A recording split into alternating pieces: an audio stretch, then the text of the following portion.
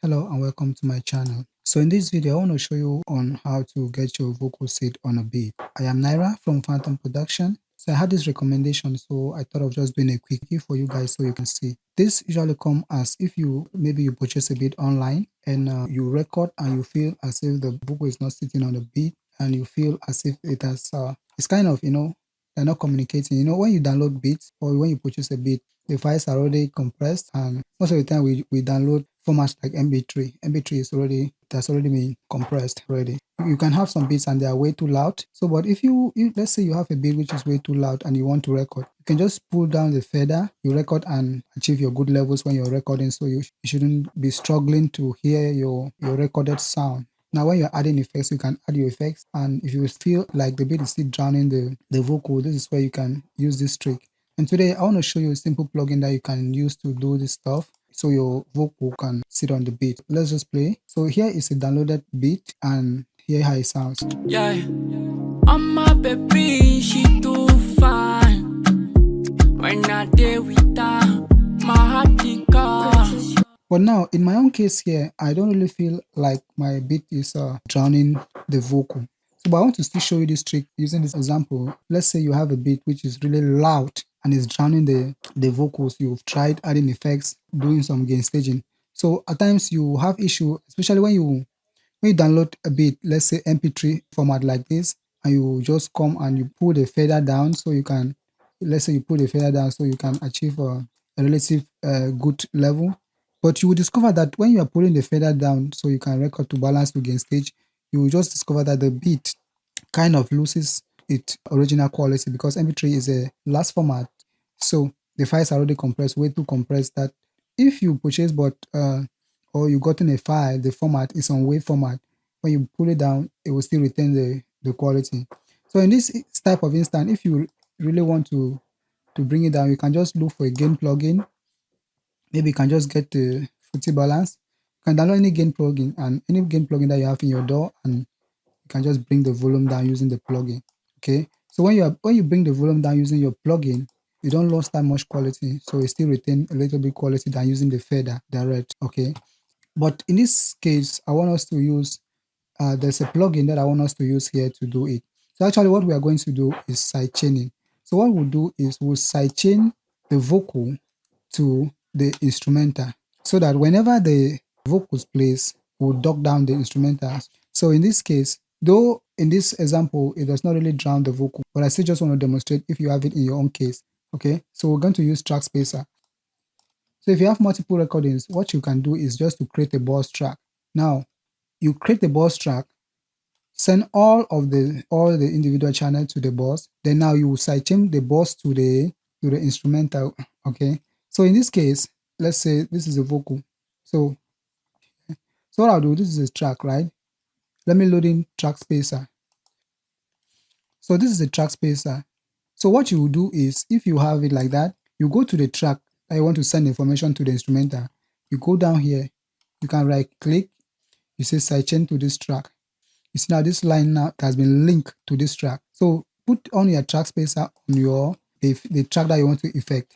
In this case, we want to effect but the instrumental. So whenever the vocal comes, the instrumental will be ducked down. So the vocal will have space in the mix. So this track spacer, how to set it for it to work? We have already sidechained it to that track, right? So just go to this setting icon here. You go to this miscellaneous function here, this other section. You click it. So when you are done clicking it, you can go now to processing.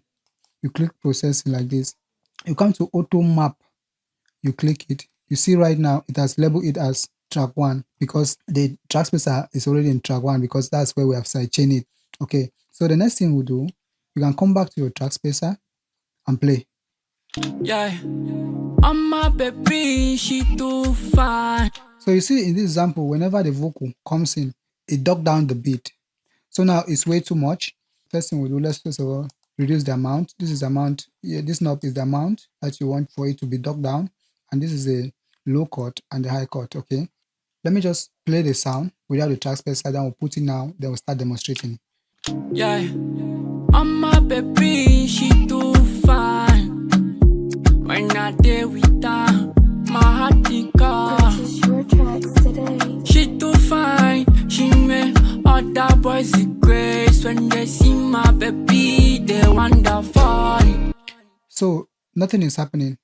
And from what I'm hearing, the vocal or the instrumental is not really drowning the vocal. I just want you to have the idea. So let's put back our track spacer on. First thing you will do is just to bring down the amount here so you can have a starting point. Now the low chord and the high chord is to determine the range in the frequency spectrum here. Yeah, For example, those yeah. On my baby, she too fine. these blue indications there that are coming here, that's the vocal signal. So if you look very well, Yeah. On my baby, she too fine. you will see that the position in which the vocal starts around this region to around here. So that's the position in which the vocal has strength. It shows that the vocal has strength in the mid frequency. What you will do is you will have to just cut off some frequencies from the low sections. So you can do right up to, let's say, 300. Yeah. On my baby, she too fine. You see the amount. So it's suppressing from 300 Yeah. here On my baby, she to this other section. So you want a relatively slow amount. Okay, I'm just exaggerating it so you can see the effect. So now, yeah. On my baby, she too fine. let's do a high cut because we don't want the signal to be ducking down the highs. So let's do Yeah. On my baby, she too fine.